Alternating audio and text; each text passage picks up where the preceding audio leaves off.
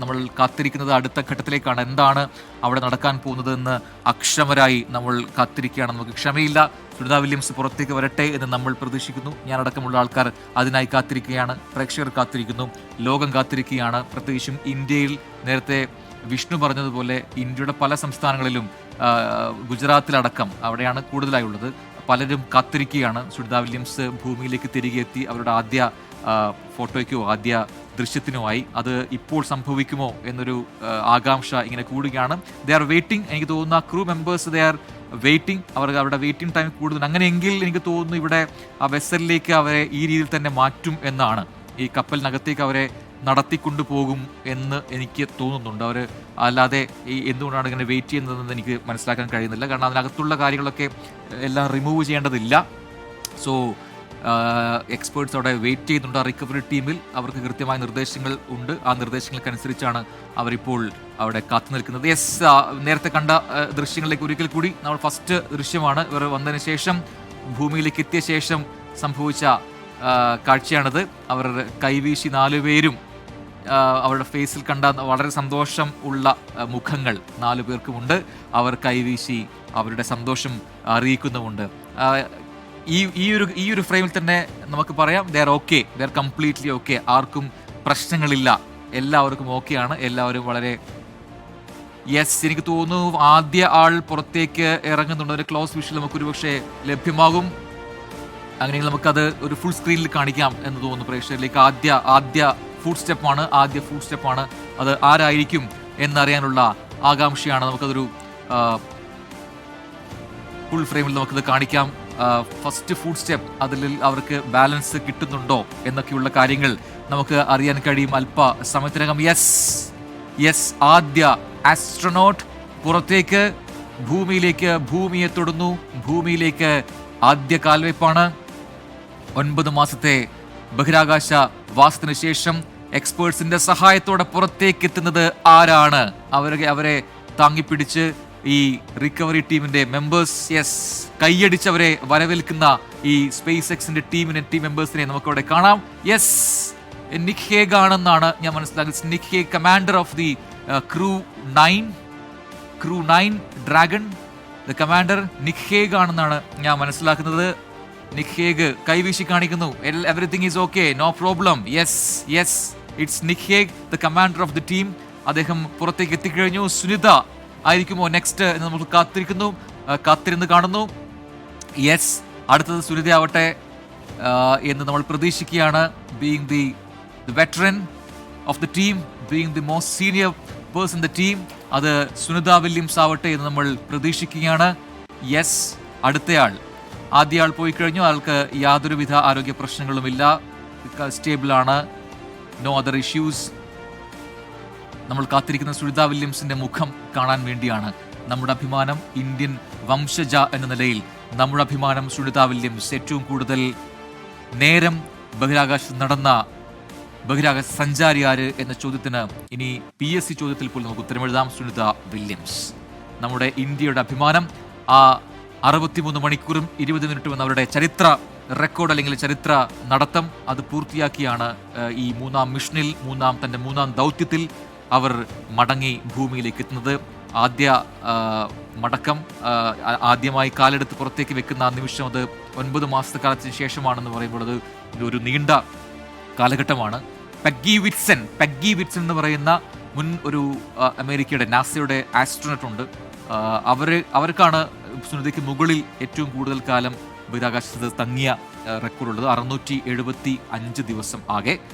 സുനിത 3 ദൗത്യങ്ങളിലായി 608 ദിവസം ബഹിരാകാശത്ത് കഴിഞ്ഞിട്ടുണ്ട് എന്നാണ് ആ റെക്കോർഡ്. അങ്ങനെ 2ാം സ്ഥാനമുണ്ട് ഈ രീതിയിൽ നാസയുടെ ആസ്ട്രോണട്സിന്റെ ഘട്ടത്തിൽ നോക്കുകയാണെങ്കിൽ. ആകെ ഉള്ളത് സുനിതയ്ക്ക് മുന്നിൽ ഒരേ ഒരാൾ, അത് പെഗ്ഗി വിറ്റ്സൺ ആണ്. അവർ ഏതാണ്ട് 675 ദിവസം അവിടെ ബഹിരാകാശത്ത് തങ്ങി. അടുത്തയാൾ പുറത്തേക്ക് എത്തിയിട്ടുണ്ട്. അത് സുനിതയാണോ എന്ന് നമ്മുടെ ചോദ്യം. അതിന് ഉത്തരം അല്പ സമയത്തേക്ക് അതിന്റെ ക്ലോസ് വിഷ്വൽ നമുക്ക് ലഭ്യമായി തുടങ്ങും. അപ്പോൾ നമുക്ക് മനസ്സിലാക്കാം അത് ആരാണെന്നുള്ളത്. അവർക്ക് ആ ബാലൻസിങ് ഇഷ്യൂ എന്തായാലും ഉണ്ടാവും. അവർക്കത് പരസഹായമില്ലാതെ കുറച്ച് നാളത്തേക്ക് ഒന്നും ചെയ്യാൻ കഴിയില്ല. ബാലൻസിങ് ഇഷ്യൂ ഉള്ളത് കൊണ്ട് തന്നെ അത് ബുച്ച് വിൽമോർ ആണെന്നാണ് ഞാൻ മനസ്സിലാക്കുന്നത്. ഐ തിങ്ക് നമുക്ക് ക്ലോസ് വിഷ്വൽ ലഭ്യമായിട്ടില്ല. നോക്കാം. ബുച്ച് വിൽമോർ ആണെന്നാണ് ഞാൻ മനസ്സിലാക്കുന്നത്. ഇപ്പോൾ രണ്ടാമത്തെ ആളും ക്രൂ 9 പേടകത്തിലെ രണ്ടാമത്തെ ആളും പുറത്തേക്ക് ഇറങ്ങിയിരിക്കുന്നു. സുനിതയ്ക്കായുള്ള കാത്തിരിപ്പ് നമ്മൾ ആ കാത്തിരിപ്പേറുകയാണ്. അടുത്തത് സുനിതയാവട്ടെ എന്ന് നമ്മൾ പ്രത്യാശിക്കുകയാണ്. അടുത്ത സുനിതയാവട്ടെ എന്ന് നമ്മൾ പ്രത്യാശിക്കുകയാണ്.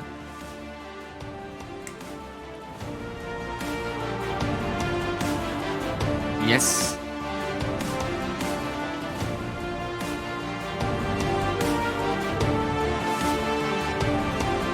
ഇന്നത്തെ സുപ്രധാന ഘട്ടങ്ങളിലേക്ക് ഒരിക്കൽ കൂടി വന്നു കഴിഞ്ഞാൽ ഇന്ന് രാവിലെ 10:30 ഇന്ത്യൻ സമയം 10:30 തുടങ്ങിയ ഈ യാത്ര അത് 17 മണിക്കൂർ പൂർത്തിയാക്കിയാണ് ഇപ്പോൾ ഭൂമിയിലേക്ക് എത്തിയിരിക്കുന്നത്. 10:30 തുടങ്ങി പിന്നീട് 13 മണിക്കൂറെടുത്ത് പുലർച്ചെ 17 മണിക്കൂറെടുത്ത് പുലർച്ചെ 3:27 ഭൂമിയിൽ പതിച്ചത്. അത് വളരെ മനോഹരമായ വളരെ അക്യുറേറ്റ് ആയിട്ടുള്ള ഒരു സ്പ്ലാഷ് ഡൗണിലൂടെയാണ് ഈ പേടകം ഭൂമിയിലേക്ക് എത്തിയത് എന്ന് മനസ്സിലാക്കിയത്. അടുത്ത ആസ്ട്രോനോട്ട് അത് ആരാണ് എന്നറിയാനുള്ള കാത്തിരിപ്പാണത്. ആസ്ട്രോനോട്ട് ആണോ ഇനി ബാക്കിയുള്ളത് ഗുർബനോവാണ്? ഞാൻ മനസ്സിലാക്കുകയാണെങ്കിൽ അത് സുനിതയും ഗുർബനവും മാത്രമാണ് ഇനി ബാക്കി അതിനകത്തുള്ളത്. അത് ആരായിരിക്കും അടുത്ത് പുറത്തേക്ക് ഇറങ്ങുക എന്നാണ് നമ്മുടെ അടുത്ത ചോദ്യം. അതിനുള്ള ഉത്തരം അല്പ നിമിഷങ്ങൾക്കകം ഉണ്ടാകും. സുനിത വില്യംസ് പുറത്തിറങ്ങുന്നത് കാത്തിരിക്കുന്ന ഒരുപാട് പേരുണ്ട്. അവരുടെ എണ്ണം, അവരുടെ ക്ഷമ നശിക്കുന്നവർ പറയുന്നു. സെക്കൻഡ് പേഴ്സൺ അലക്സാണ്ടർ ഗുർബിനോവ് ആണെന്ന് വേണു ശങ്കർ എന്ന് പറയുന്ന ഒരു പ്രേക്ഷകൻ പറയുന്നുണ്ട്. അങ്ങനെയെങ്കിൽ ഇനിയുള്ളത് സുനിത വില്യംസും ബുച്ച് വിൽമോറും മാത്രമാണ്. എനിക്കത് മനസ്സിലായിട്ടില്ല അതാരാണെന്നുള്ളത്.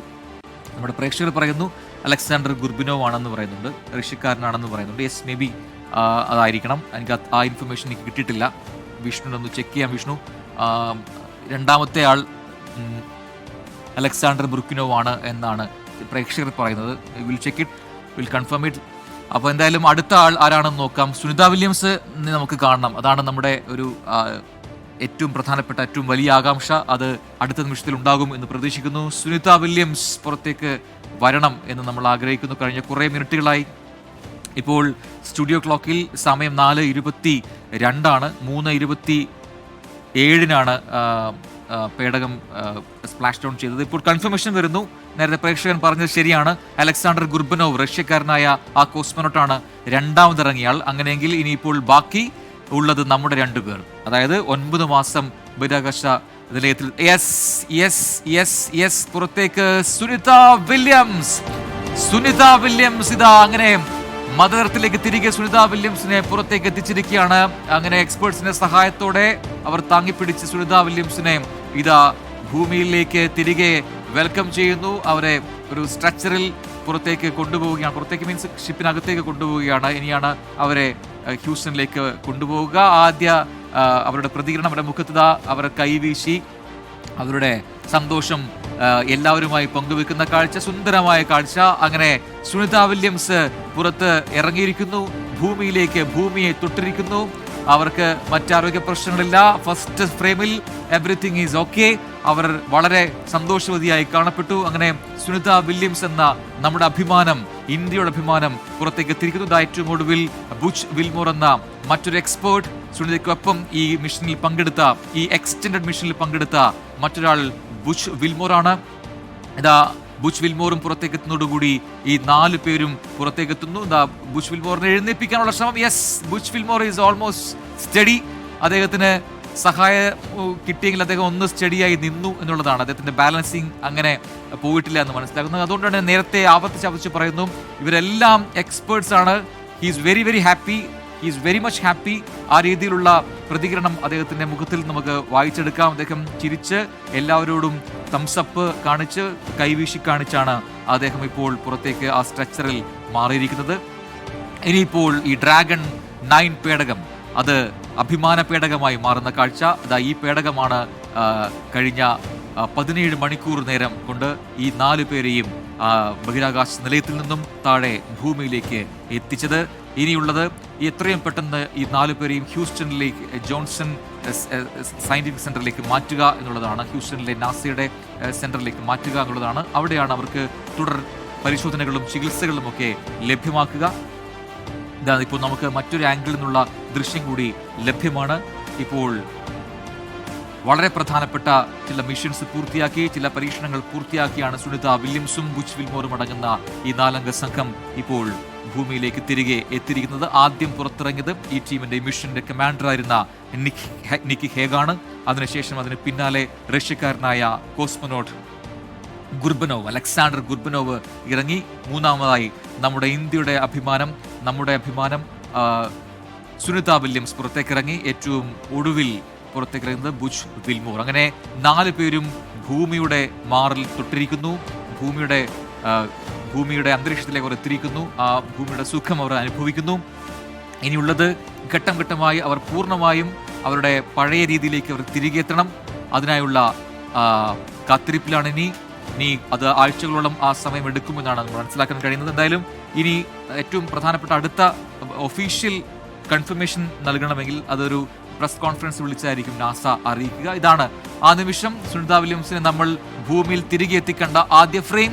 അവർ ചിരിച്ച് എല്ലാവരോടും കൈവീശി കാണിച്ച് വളരെ സന്തോഷവതിയായാണ് ആ സ്ട്രെച്ചറിലേക്ക് മാറിയത്. അങ്ങനെ അവർ തിരികെ ഭൂമിയിലേക്ക് എത്തിയിരിക്കുന്നു. 17 മണിക്കൂർ നീണ്ട നിർണായകമായ ആ യാത്ര അത് പൂർത്തിയാക്കിയാണ് ഈ 4 സംഘം തിരികെ ഭൂമിയിലേക്ക് എത്തിയത്. കൈവീശി കാണിച്ച് വീണ്ടും തംസപ്പ് കാണിച്ച് സുനിത വില്യംസ് പുറത്തേക്ക് അല്ലെങ്കിൽ കപ്പലിനകത്തേക്ക് പോകുന്ന കാഴ്ച നമ്മൾ കണ്ടു. ഇതാ വളരെ വളരെ സന്തോഷവതിയാണ്. She is very very very okay. വളരെ ഹാപ്പി ആയിട്ടാണ് അവർ സംസാരിച്ചതും. എനിക്ക് തോന്നുന്നു അവർ തമ്മിലൊരു ആശയവിനിമയം അവിടെ നടത്തിയിട്ടുണ്ട്. സംസാരിക്കുന്നതൊക്കെ നമ്മൾ കാണാം. എന്ത് പറഞ്ഞു എന്നുള്ളത് നമുക്ക് ക്ലിയർ അല്ല എങ്കിൽ കൂടി ആ ക്രൂ മെമ്പേഴ്സിനോട് വളരെ സന്തോഷവതിയായി ചിരിച്ച് മറുപടി പറഞ്ഞാണ് ഇപ്പോൾ സുനിത വില്യംസ് ഷിപ്പിനകത്തേക്ക് മാറിയിരിക്കുന്നത്. വിഷ്ണു വിജയൻ തുടരുന്നുണ്ട്. വിഷ്ണു, ഇതൊക്കെയാണ് നമ്മൾ ഈ ഏത് ഘട്ടങ്ങളെയും ഏത് പ്രതിസന്ധി ഘട്ടങ്ങളെയും അതിജീവിക്കാനുള്ള സുനിതയുടെ കഴിവ്. അതെടുത്തു പറയേണ്ടതാണ്. ഇതിപ്പോൾ അവർക്കൊരു റുട്ടീൻ പ്രോസസ്സാണ്. കാരണം ഇത് 3-ാം ബഹിരാകാശ ദൗത്യമാണ്. അതിലും അവരുടെ ആർജവം എത്രമാത്രം ഉണ്ട് എന്ന് നമ്മൾ കാഴ്ചയാണ് ഇപ്പോൾ കടന്നുപോയത്. എത്രമാത്രം കോൺഫിഡൻ്റ് ആണ് അവരുടെ ജോലിയിൽ? അതെ പ്രജിൻ, തീർച്ചയായും അവരുടെ ജോലിയുടെ ഭാഗമാണ്. അവർക്ക് അതിൻ്റെ എല്ലാ പരിശീലനവും ലഭിച്ചിട്ടുണ്ട്. അവരുടെ ശൈലിയിൽ നിന്നും അവരുടെ ചലനശൈലിയിൽ നിന്നെല്ലാം നമുക്കത് കൃത്യമായി വ്യക്തമാണ്. അവർ വളരെ സന്തോഷത്തോടെ, ആനന്ദത്തോടെ, ആഹ്ലാദത്തോടെയാണ് ഭൂമിയിൽ കാലുകുത്തുന്നത്, പേടകത്തിൽ നിന്ന് പുറത്ത് ഷിപ്പിലേക്ക് ഇറങ്ങുന്നത്. അവർ വളരെ സന്തോഷവതിയാണ്. അതുപോലെ തന്നെ സുനിതയെപ്പോലെ തന്നെ മറ്റെല്ലാവരും ആ ടീമംഗങ്ങളെല്ലാം തന്നെ വളരെ സന്തോഷത്തിൽ, ആഹ്ലാദത്തിലാണ്. ബുച്ച് വിൽമോർ പോകുന്നത് നമ്മളെല്ലാവരും കണ്ടതാണ്. കൈവീശി കാണിച്ച് അദ്ദേഹം ഒന്ന് ഭൂമിയിൽ തൊട്ട് നിൽക്കാൻ ഒരു ശ്രമം നടത്തുകയുണ്ടായി. അത് ഏറെക്കുറെ വിജയിക്കുകയും ചെയ്തു. വളരെ ആവേശത്തിൽ, സന്തോഷത്തിൽ കൈവീശി കാണിച്ച് വിക്ടറി ചിഹ്നം കാണിച്ചാണ് അദ്ദേഹം ഷിപ്പിലേക്ക് കയറിപ്പോയത്. കൃത്യമായി പറഞ്ഞാൽ 287 ദിവസം നീണ്ടു നിന്ന കാത്തിരിപ്പിന് വിരാമം കുറിച്ചുകൊണ്ട് സുനിത വില്യംസും കൂട്ടരും ഭൂമിയിൽ തൊട്ടിരിക്കുന്നു. ഇന്ത്യൻ സമയം രാവിലെ 3:21 ഭൂമിയുടെ അന്തരീക്ഷത്തിൽ പ്രവേശിച്ച പേടകത്തിൻ്റെ സമുദ്രത്തിൽ ലാൻഡ് ചെയ്യിക്കാനുള്ള, സമുദ്രത്തിൽ തൊടാനുള്ള പ്രവർത്തനങ്ങൾ 3:24 പാരച്യൂട്ട് വിരിയുകയുണ്ടായി. 3:28 കൃത്യമായി സ്പ്ലാഷ് ഡൗൺ സംഭവിക്കുകയും അതിനുശേഷം നീണ്ട കുറച്ച് ഇടവേള ഉണ്ടായിരുന്നു. കാരണം റിക്കവറി സംഘത്തിന് അവിടെ എത്തേണ്ട ഒരു സമയമുണ്ടായിരുന്നു. ആ സമയത്തിന് ശേഷം കുറച്ചു നേരം ഈ പേടകത്തെ വെള്ളം തളിക്കുന്ന കാഴ്ചകളൊക്കെ പ്രേക്ഷകർ കണ്ടു. അതിനുശേഷം പതിയെ ഈ 4 പേരെയും ഷിപ്പിലേക്ക് മാറ്റുന്ന ഒരു പ്രവർത്തനം നടന്നു. ഇനി ആരോഗ്യ പരിശോധനയുടെ സമയമാണ്. വിദഗ്ധരായ ഡോക്ടർമാരും അതുപോലെ തന്നെ ആരോഗ്യ പ്രവർത്തകരും ഈ ബഹിരാകാശ സഞ്ചാരികളെ കാത്തിരിക്കുന്നു. ഈ കരുത്തരായ, ധീരരായ സഞ്ചാരികളെ കാത്തിരിക്കുന്നു. അവരെ ഇനി ഈ വിദഗ്ധ ഡോക്ടർമാരുടെ അടുക്കലേക്ക് കൊണ്ടുപോകും. അതിനുശേഷമായിരിക്കും നാസയുടെ ഒരു വാർത്താ സമ്മേളനം ഉണ്ടാകുന്നത്. ആ വാർത്താ സമ്മേളനത്തിൽ ഈ 4 സഞ്ചാരികളും ഉണ്ടായിരിക്കുമോ എന്നുള്ള കാര്യത്തിൽ നാസ കൃത്യമായ വിശദീകരണം നൽകിയിട്ടില്ല. അത് ഉടനെ തന്നെ എന്നുള്ള സ്ഥിരീകരണം ഉണ്ടാകും എന്നാണ് ശാസ്ത്രലോകം പ്രതീക്ഷിക്കുന്നത്. എന്തു തന്നെ ആയാലും നാസയുടെയും അതുപോലെ തന്നെ സ്പേസ് എക്സിൻ്റെയും ശാസ്ത്രലോകത്തിൻ്റെയും സാങ്കേതിക തികവാർന്നൊരു വിജയം കൂടി ലോകം സാക്ഷ്യം വഹിച്ചിരിക്കുന്നു. കൃത്യമായ പ്ലാനിങ്ങോടെ, കൃത്യമായ നടപടികളിലൂടെ വലിയൊരു ദൗത്യം, അതായത് 9 മാസം ഒരു ബഹിരാകാശ നിലയത്തിൽ തങ്ങിയ ഒരു നാലംഗ സംഘത്തെ കൃത്യമായി തിരികെ ഭൂമിയിൽ തൊടാൻ വേണ്ടി അവർക്ക് തിരികെ നാട്ടിലെത്തിക്കാൻ വേണ്ടി അവർക്ക് സാധിച്ചിരിക്കുന്നു എന്നുള്ളതാണ്. നോക്കൂ, 3:21 മുതൽ ഇന്ത്യൻ സമയമാണ് പറയുന്നത്. ഇന്ത്യൻ സമയം 3:21 മുതൽ 3:28 വരെയുള്ള തുച്ഛമായ നിമിഷങ്ങൾ മാത്രമാണ് ഈ സാങ്കേതിക സംഘത്തിന് ഇവരെ കൃത്യമായി സമുദ്രത്തിൽ തിരിച്ചിറക്കാൻ സാധിച്ചതെന്ന് ആലോചിക്കുമ്പോൾ നമ്മുടെ ശാസ്ത്രലോകം എത്രമാത്രം വളർന്നിരിക്കുന്നു എന്നും എത്രമാത്രം കൃത്യതയോടെയാണ് പെരുമാറുന്നതെന്നും നമുക്കത് മനസ്സിലാക്കാൻ സാധിക്കും. ആ ശാസ്ത്രജ്ഞരുടെ, ആ സാങ്കേതിക പ്രവർത്തകരുടെ മികവിനെ അംഗീകരിക്കാതെ തരമില്ല, അഭിനന്ദിക്കാതെ തരമില്ല. ശാസ്ത്രത്തെ നിരീക്ഷിക്കുന്നവർക്കും അതുപോലെ തന്നെ ഇത്തരം ബഹിരാകാശ യാത്രകൾ സൂക്ഷ്മമായി നിരീക്ഷിക്കുന്നവർക്ക് എല്ലാവർക്കും ഒരു അഭിമാന നിമിഷത്തിലൂടെയാണ് കടന്നു പോകുന്നത്. നമുക്കെല്ലാവർക്കും അറിയാം, സുനിത വില്യംസ് എല്ലാവർക്കും ഒരു പ്രചോദനമാണ്. വനിതകൾക്ക് എല്ലാവർക്കും പ്രചോദനമായി നിലകൊള്ളുന്ന ഒരു കരുത്തുറ്റ വനിതയാണ്. നിരവധി തവണ ബഹിരാകാശ യാത്രകളൊക്കെ നടത്തി അതെല്ലാം വിജയകരമായി പൂർത്തിയാക്കി വീണ്ടും ഇനിയും സുനിത വില്യംസ് ഉറപ്പായും തിരിച്ച് വീണ്ടും അടുത്തൊരു ദൗത്യത്തിലേക്ക് ഉറപ്പായും ബഹിരാകാശത്തേക്ക് പോവുക തന്നെ ഉണ്ടാകുമെന്നുള്ള കാര്യത്തിലൊന്നും യാതൊരു സംശയവും ലോകത്തിന് വേണ്ട. കാരണം ഇത് അവർ ഏറ്റവും ഇഷ്ടപ്പെട്ട് ചെയ്യുന്ന, അവർ ഏറ്റവും ആഗ്രഹിച്ച് ചെയ്യുന്ന, അവർ അത്രയും ഹൃദയത്തിൽ സ്നേഹത്തോടെ ചെയ്യുന്ന ഒരു ജോലിയാണ് ഇത്.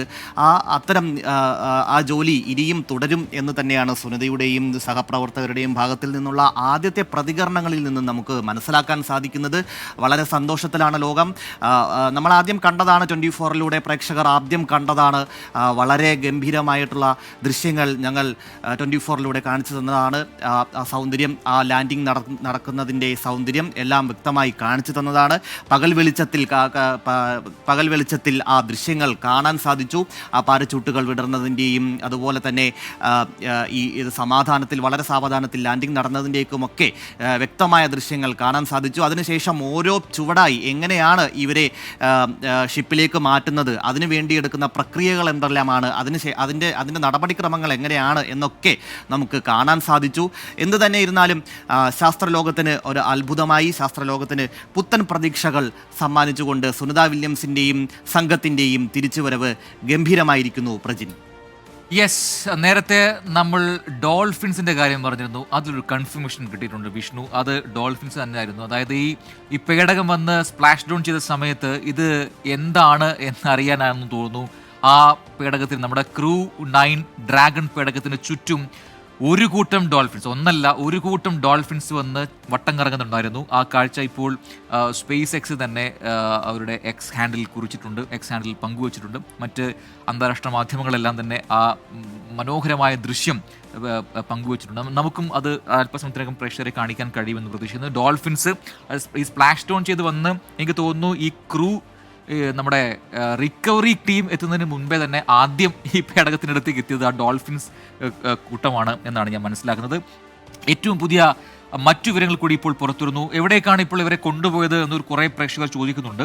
അതിന് ഒരു ഉത്തരമായിരിക്കുന്നു. ഇവരെ അല്പസമയത്തിനകം ഒരു ഹെലികോപ്റ്ററിൽ ഈ തീരത്തേക്ക് എത്തിക്കും എന്നാണ് ഇപ്പോൾ അറിയിച്ചിരിക്കുന്ന വിവരം. ഒരു ഹെലികോപ്റ്ററിൽ ഇവരെ പുറത്തേക്ക് എത്തിക്കും. അവിടെ നിന്നും വിമാനത്തിലാണ് ഹ്യൂസ്റ്റണിലേക്ക് കൊണ്ടുപോവുക എന്നാണ് ഇപ്പോൾ അറിയിപ്പ് ലഭിച്ചിരിക്കുന്നത്. ഏറ്റവും ഒടുവിൽ പുറത്തു വന്ന ബുച്ച് വിൽമോറിന് ശേഷം പിന്നെ ഈ 4 പേരെയും പിന്നീട് എങ്ങോട്ട് കൊണ്ടുപോകും എന്നാണ് ചോദിച്ചിരിക്കുന്നത്. അപ്പോൾ they will take a helicopter to shore. ഇവിടുന്ന് ഈ ഷിപ്പിൽ നിന്ന് ഒരു ഹെലികോപ്റ്ററിലാണ് ഈ തീരത്തേക്ക് പോവുക. പിന്നീട് അവിടുന്ന് അവർ ഹ്യൂസ്റ്റണിലേക്ക് ഒരു വിമാനത്തിൽ പോവുകയും ചെയ്യും. ഏറ്റവും പ്രധാനപ്പെട്ട ഒരു എക്സ്പോസ്റ്റ് ഇങ്ങനെയാണ്. വൈറ്റ് ഹൗസിൻ്റെ ഒരു എക്സ്പോസ്റ്റ് ഇപ്പോൾ നിർണായകമാണല്ലോ. പ്രസിഡന്റ് ഡൊണാൾഡ് ട്രംപ് കൂടി ഇടപെടലിലൂടെയാണ് ഇത്തരത്തിൽ ഈ സമയത്ത് ഇവരുടെ തിരിച്ചറിവ് സാധ്യമായത്. അതുകൊണ്ട് തന്നെ വാഷിംഗ്ടൺ നിന്നും വൈറ്റ് ഹൗസ് എന്താണ് ഈ രീതിയിൽ പോസ്റ്റ് ചെയ്തിരിക്കുന്നത് നോക്കാം. എക്സിൽ promise kept. President Donald Trump pledged to rescue the astronauts stranded in space for 9 months എന്ന് അതൊരു പൊളിറ്റിക്കൽ സ്റ്റേറ്റ്മെൻറ്റ് കൂടിയാണ് എന്നെനിക്ക് തോന്നുന്നു. കാരണം സ്ട്രാൻഡഡ് എന്ന വാക്ക് ഇതിനകത്ത് വൈറ്റ് ഹൗസ് ഉപയോഗിച്ചിട്ടുണ്ട് എന്നുകൊണ്ട് തന്നെ അത് ആ രീതിയിൽ പൊളിറ്റിക്കലി കൂടി അതിനെ ആ രീതിയിൽ വിലയിരുത്തപ്പെടാം എന്നെനിക്ക് തോന്നുന്നു. കാരണം ബൈഡൻ ഭരണകൂടത്തെ അതിൻ്റെ പേരിലും, അതായത് സുനിത വില്യംസിനും ബുച്ച് വിൽമോറിനും ഇത്രയും നാൾ അവിടെ തങ്ങേണ്ടി വന്നതിനെ ആ രീതിയിൽ കൂടി ബൈഡൻ ഭരണകൂടം ഒന്നും ചെയ്തില്ല ഇവരെ തിരികെ എത്തിക്കാൻ എന്നൊക്കെ മുൻപ് ഡൊണാൾഡ് ട്രംപ് സൂചിപ്പിച്ചിരുന്നു. അതുകൊണ്ട് ഇപ്പോൾ വന്നിരിക്കുന്ന വൈറ്റ് ഹൗസിൻ്റെ ഈ എക്സ്പോസ്റ്റിനെ നമുക്ക് രാഷ്ട്രീയമായി കൂടി വായിക്കേണ്ടി വരും. പ്രോമിസ് മെയ്ഡ്, പ്രോമിസ് കെപ്റ്റ് എന്നാണ് വലിയ ഹെഡറിൽ കൊടുത്തിരിക്കുന്നത്. Promise made, promise kept. അതോടൊപ്പം തന്നെ president Trump pledge to rescue the astronauts stranded in space for 9 months.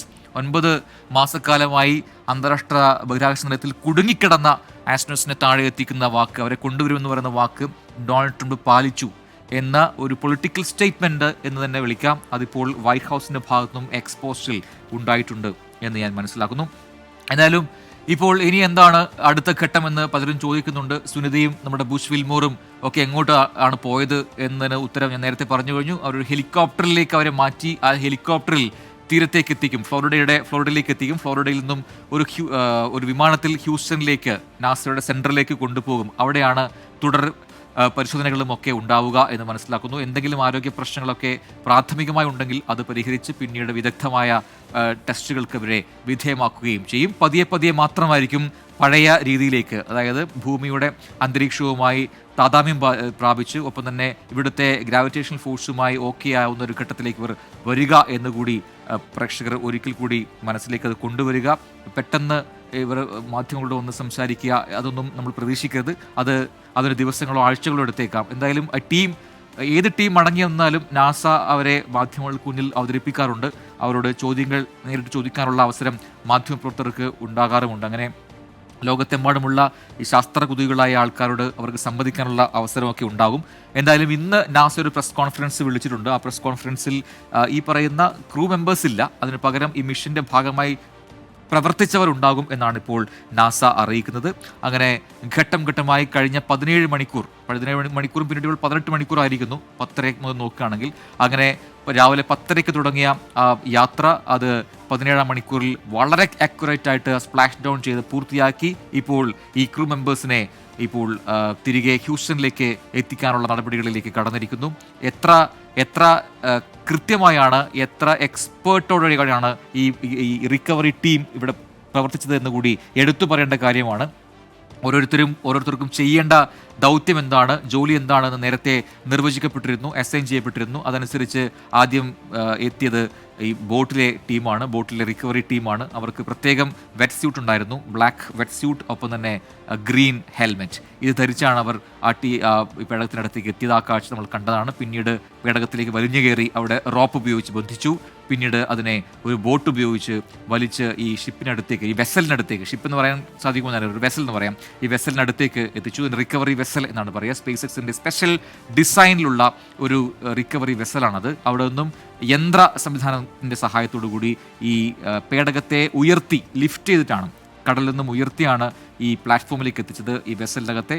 അതിനുശേഷം ഈ മാലിന്യങ്ങളെല്ലാം നീക്കിയ ശേഷമാണ് ഓരോരുത്തരെയായി പുറത്തേക്ക് എത്തിക്കുകയും ചെയ്തത്. ആദ്യം പുറത്തിറങ്ങിയത് ഈ മിഷന്റെ അല്ലെങ്കിൽ ഈ ക്രൂ 9 ഡ്രാഗൺ പേടകത്തിന്റെ കമാൻഡറായിട്ടുള്ള നിക്കി ഹേഗിനെയാണ് പുറത്തേക്ക് എത്തിച്ചത്. അദ്ദേഹം ഒരു ആസ്ട്രോനോട്ടാണ്, നാസയുടെ ബഹിരാകാശ യാത്രികനാണ്. പിന്നീട് നിക്കി ഹേഗിനൊപ്പം നേരത്തെ കഴിഞ്ഞ സെപ്റ്റംബറിൽ അന്താരാഷ്ട്ര ബഹിരാകാശ നിലയത്തിലേക്ക് പോയ അടുത്തയാൾ, അത് കോസ്മോനോട്ടാണ്, റഷ്യയിൽ നിന്നുള്ള യാത്രികനാണ്, അലക്സാണ്ടർ ഗുർബനോവ്.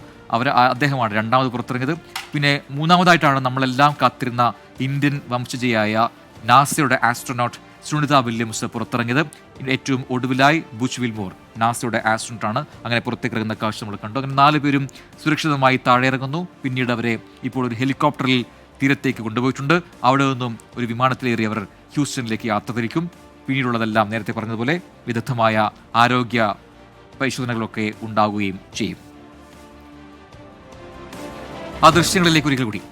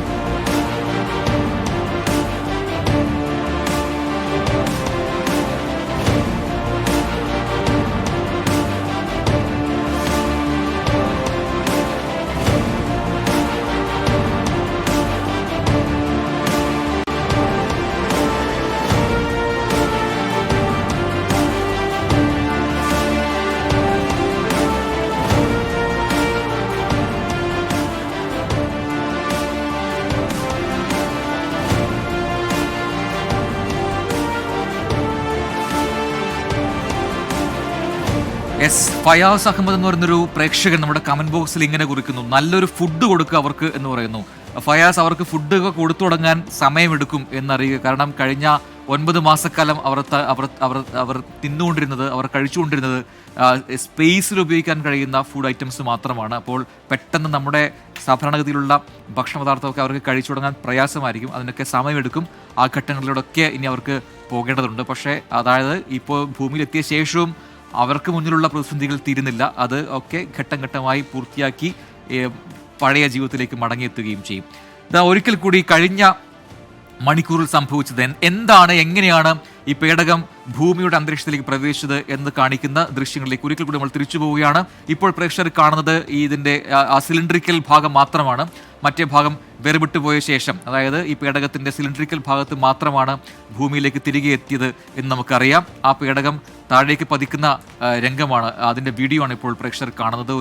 ഒരു തീഗോളമായി അതിങ്ങനെ താഴേക്ക് വന്നുകൊണ്ടിരിക്കുന്ന കാഴ്ച. ഇത് പകർത്തിയത് നാസയുടെ തന്നെ B-57 എന്ന് പറയുന്ന എയർപ്ലെയിനിൽ ഘടിപ്പിച്ച ക്യാമറ ഉപയോഗിച്ചാണ്. പിന്നീട് കുറച്ചുകൂടി തെളിവോടെ നമ്മൾ ഇങ്ങനെ കണ്ടു. ആ സമയത്താണ് ഈ പാരച്യൂട്ടുകൾ വിടരുന്നത്. ആ സമയത്തും കാണാം ചുട്ടുപഴുത്ത നിലയിലുള്ള ആ പേടകത്തിന്റെ ദൃശ്യം നമുക്ക് കാണാം. അതിന്റെ ക്രൂ മൊഡ്യൂളാണ് ഈ രീതിയിൽ പാരച്യൂട്ട് ഉപയോഗിച്ചുകൊണ്ട് താഴേക്ക് ഇറക്കിയത്. ഇതിപ്പോൾ വളരെ രസകരമായ കാഴ്ച, വളരെ സുന്ദരമായ കാഴ്ചയാണ്. ഈ പേടകത്തിന്റെ ബാക്ക് ക്യാമറയിൽ നിന്നും ആ പേടകത്തിന്റെ പാരച്യൂട്ടുകൾ വിടർന്ന കാഴ്ച നമ്മൾ കണ്ടു. പിന്നീട് ആ വേഗം കുറഞ്ഞു വരുന്നതും നമുക്ക് ഈ ദൃശ്യങ്ങളിൽ, ഈ ഫ്രെയിമിൽ അത് വളരെ വ്യക്തമാണ്. അതിന് വേഗം കുറഞ്ഞു വരുന്നു. അപ്പോഴാണ് അടുത്ത ഗ്രൂപ്പ് ഓഫ് പാരച്യൂട്ടുകൾ വിടർത്തിയത്. അങ്ങനെ 4 പാരച്യൂട്ടുകൾ വിടർത്തുകയും അതിൻ്റെ വേഗം കുറഞ്ഞു വരുന്നത് നമ്മൾ കണ്ടു. ഇതൊക്കെയാണ് ശാസ്ത്രത്തിൻ്റെ മികവ് എന്ന് പറയുന്നത്. ഈ മാൻഡ് മിഷൻസ് ഈ രീതിയിലൊക്കെ നമുക്ക് എങ്ങനെ വേണമെങ്കിലും കൺട്രോൾ ചെയ്യാൻ കഴിയും. അതായത് മനുഷ്യനെ വഹിച്ചുള്ള ബഹിരാകാശ യാത്ര കുറച്ചുകൂടി എളുപ്പമാണ്. കാരണം അത് കൺട്രോൾ ചെയ്യാൻ മനുഷ്യരുണ്ടല്ലോ അതിനകത്ത്. അല്ലെങ്കിൽ ഓട്ടോമാറ്റിക് ആണെങ്കിൽ കൂടി ഒരു പരിധിവരെ എല്ലാം ഓട്ടോമാറ്റിക് ആണ്. എങ്കിലും മനുഷ്യരുടെ കൂടി ഒരു ഇൻ്റർവെൻഷൻ ഉണ്ടാകുമ്പോൾ അതിൻ്റെ അക്യുറസി കൂടും എന്നുള്ളത് ഒരു യാഥാർത്ഥ്യമാണ്. അങ്ങനെ കൃത്യമായ അക്യുറസിയിലാണ് ഈ പേടകത്തിൻ്റെ സ്പ്ലാഷ് ഡൗൺ സംഭവിച്ചത് എന്ന കാര്യം വ്യക്തവുമാണ്. ഇങ്ങനെ 4 ഈ പാരച്യൂട്ടുകൾ വരുന്നതോടുകൂടി അതിൻ്റെ വേഗം അത്രമേൽ ചെറുതാവുകയും വളരെ സ്ലോ ആവുകയും താഴേക്ക് പതിക്കാൻ തയ്യാറാവുകയും ചെയ്തു. ഈ ഒരു ഫ്രെയിം, ഈ ഡൗൺ ആംഗിൾ ഫ്രെയിമാണ് എനിക്ക് ഏറ്റവും ഇഷ്ടപ്പെട്ട ഫ്രെയിം എന്ന് പറയാം. ആ പേടകം താഴേക്ക് പതിക്കുന്നതിന് തൊട്ട് മുമ്പുള്ള ആ ഫ്രെയിം, കാരണം നീല ആകാശമാണ്, താഴെ നീലക്കടലാണ്. അങ്ങനെ മൊത്തത്തിൽ നീലയിൽ മുങ്ങി നിൽക്കുന്ന ഒരു ഫ്രെയിം, അതിൽ ഒരു പാരച്യൂട്ട്, ഒരു റെഡ് പാരച്യൂട്ടിൽ വന്നിറങ്ങുന്ന പേടകം, വളരെ രസകരമായ വളരെ സുന്ദരമായ കാഴ്ചയായിരുന്നു അത്. അതിലാണ് ഈ സ്പ്ലാഷ് ഡൗൺ. യെസ്, ആ മൊമെന്റ് നോക്കൂ, അത് ആ മൊമെന്റിൽ സ്പ്ലാഷ് ഡൗൺ സംഭവിക്കുന്നു. അപ്പോൾ അന്ന് ആ സമയത്ത് 1 മണിക്കൂർ മുമ്പ് നടന്നത് കൃത്യം 3:28 അത്രമേൽ അക്യുറേറ്റ് ആയിട്ടാണ് ആ ടൈം അവിടെ നാസയ്ക്ക് കീപ്പ് ചെയ്യാൻ കഴിഞ്ഞത് എന്ന കാര്യം കൂടി അറിയുക. ഉടനെ തന്നെ അവിടേക്ക് കുതിച്ചെത്തുന്ന റിക്കവറി ടീം, അതിനു മുമ്പേ ആ ഡോൾഫിൻ സംഘം അവിടെ ഉണ്ടോ നമുക്ക് നോക്കണം. നേരത്തെ അത് സ്പേസ് എക്സ് ഒക്കെ പങ്കുവച്ച വീഡിയോയിൽ അത് കാണാമായിരുന്നു. ആ ഡോൾഫിൻ കൂട്ടം ഇതിനടുത്തേക്ക് എത്തിയിരുന്നു. സാധാരണഗതിയിൽ അങ്ങനെ കപ്പലുകളോ ബോട്ടൊക്കെ ഈ കടലിൽ ഉണ്ടാകുമ്പോൾ, കടലിലേക്ക് പോകുന്ന സമയത്ത് ഡോൾഫിനുകൾ കൂട്ടമായി എത്താറുണ്ട് എന്ന് നമ്മൾ വായിച്ചിട്ടുണ്ട്. അതുപോലെ ഇതെന്താണെന്ന് അറിയാനാണെന്ന് തോന്നുന്നു കുറേ ഡോൾഫിൻ കൂട്ടങ്ങൾ ഇതിന് ചുറ്റും എത്തിയിട്ടുണ്ടായിരുന്നു. അത് നമുക്ക് കാണാം. അതുണ്ട് എന്നാണ് മനസ്സിലാക്കുന്നത്. ആ കുതിച്ചെത്തുന്ന ബോട്ടുകൾ, ആ സമയത്ത് ഈ പേടകത്തിനടുത്തേക്ക് എത്തിയ ആദ്യ ബോട്ടിലുള്ള ആൾക്കാർ ആദ്യം പരിശോധിക്കുന്നു, എന്തെങ്കിലും പ്രശ്നങ്ങളുണ്ടോ എന്ന് പരിശോധിക്കുന്നു. ഒന്ന് കയ്യിലുള്ള വടി ഉപയോഗിച്ച് അതിനെ തൊട്ട് നോക്കുന്നുണ്ട്. കാരണം എന്തെങ്കിലും ടോക്സിക് സബ്സ്റ്റൻസ് അവിടെ ഉണ്ടെങ്കിൽ അത് ഈ ക്രൂവിനെ ബാധിക്കും, ഒപ്പം തന്നെ ഈ റിക്കവറി ടീമിനെയും അത് ബാധിക്കും. അതില്ല എന്ന് ഉറപ്പുവരുത്തിയ ശേഷമാണ് അടുത്ത ഘട്ടത്തിലേക്ക് കടന്നത്. അതിനായി ഈ ഹുക്ക് ചെയ്യേണ്ട ഭാഗം കണ്ടുപിടിക്കേണ്ടതുണ്ട്. കാരണം ഈ റോപ്പ് ഹുക്ക് ചെയ്തിട്ടാണ് ഇതിനെ വലിച്ചു കിട്ടിയത്. ഇപ്പം നേരത്തെ പല പ്രേക്ഷകരും ചോദിച്ചു, വലിഞ്ഞു കയറിയോ അതിന് മുകളിലേക്ക് ആരെങ്കിലും? യെസ്, വലിഞ്ഞു കയറി തന്നെ പറയാം. അതാണ് ഈ ദൃശ്യങ്ങളിലുണ്ട്. റിക്കവറി ടീമിലുള്ള ഈ പറയുന്ന ബ്ലാക്ക് സ്യൂട്ടും ഗ്രീൻ ഹെൽമെറ്റും ധരിച്ച സ്പെഷ്യൽ ടീമാണ്. അവർക്കാണ് അതിനുള്ള ദൗത്യം. അതുപോലെ വലിഞ്ഞു കയറി അതിന് മുകളിലേക്ക് കയറി ആ പേടകത്തിൽ ഹുക്ക് ഘടിപ്പിച്ച് ആ റോപ്പ് അവിടെ ഘടിപ്പിക്കുന്ന പ്രോസസ്സാണിത്. അപ്പോൾ മാത്രമാണ് പിന്നെ അതിനെ കെട്ടിവലിക്കാൻ കഴിയുക. ഈ സമയത്ത് ആണ് ഡോൾഫിൻസ് അവിടെ ഉണ്ടായത് എന്നാണ് സ്പേസ് എക്സ് പങ്കുവച്ചത്. ഇതെന്താണെന്ന് അറിയാൻ വന്നതാണ് എന്നൊക്കെയുള്ള രസകരമായ ചില നോട്ടുകൾ ആ കൂട്ടത്തിൽ സ്പേസ് എക്സ് പങ്കുവെക്കുന്നുണ്ട് അവിടെ എക്സ് ഹാൻഡിൽ.